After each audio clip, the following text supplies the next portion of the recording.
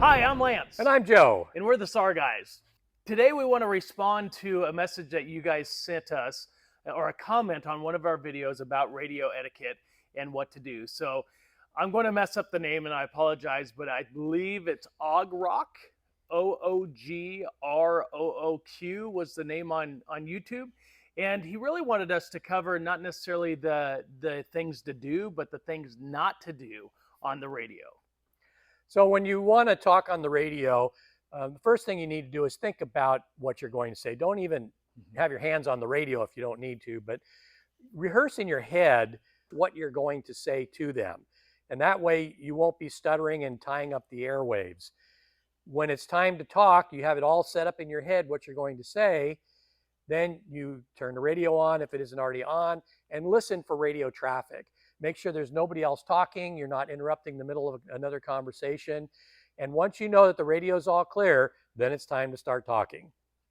At the point you have established exactly what you know you're going to say, that's when we start pushing the magical button that's going to project us through all the radios in our surroundings. It's important to call the person that you're talking to. So you're going to say, if I'm calling command, I'm going to say command from whatever my designator is. So command from team 1, command from K91, command from whatever team number you are.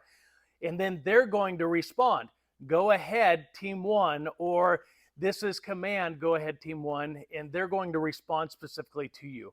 At that point, you're going to say whatever you need to say. And doing that, it's going to be short, it's going to be concise. You want to take up as little time as possible because you're not the only person in the world that needs to talk. Mm-hmm.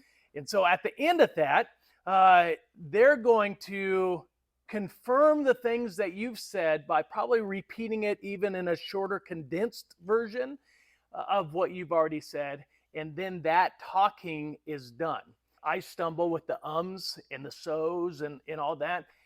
The less we use filler words on the radio, the better. And I know I'm horrible, not only at doing these videos, but just a normal conversation.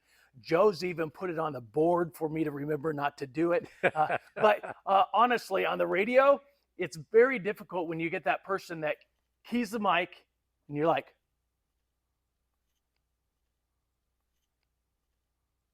it's kind of like having a dead battery, right? Is it ever going to start? And so it makes things frustrating, especially when you have emergencies. Now, Joe, explain to them how we interrupt people on the radio. If there's a conversation on the radio and you need to get emergency traffic in, the best thing you can do is key the mic and say break. Mm-hmm. If they don't hear it and you hear them conversing again, keep trying that. Just key the mic, say break, and then unkey it and wait for them to say go ahead, break. Mm-hmm. And then you can go ahead and establish your communications. The command, this is team 1, and send your message. I've heard a lot about 10 codes, 12 codes, 8 codes, all these different things. What do I need to know to be able to talk on a radio? On our team, and this is for us specifically, we do not use codes. It is absolutely just plain language. Mm-hmm. You call who you're going to want to talk to, say who you are. If you're not on a team, you actually just use your own name. Yep. We're not Smokey and the Bandit or the Dukes of Hazzard, no. So we don't need any of those kind of codes. Just simple, plain language, easy to understand, short, concise, and use good diction. Right on. Right on. And that's going to help your radio traffic actually get a lot shorter. Right. I think that about covers it, Lance. Absolutely. And again, we want to just reiterate, radio procedure and etiquette might change team to team. And so if your team does use codes, learn those codes. If you have special codes that you need, learn those things, because we're just given the general broad view of what we do on our team and kind of what we've seen go around our area. Right. And we hope that, Ogrok, we hope that we answered your questions, gave you a few tips.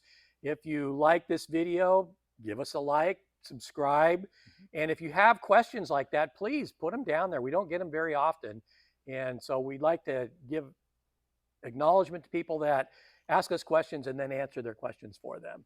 Absolutely. That's the point of the SAR guys, is this is our community to be able to teach or to highlight things that make it easier for us to go out and help the people that we want to help. Right. You know, the community that we want to help. So hopefully you enjoyed this, and we'll see you out on the trail.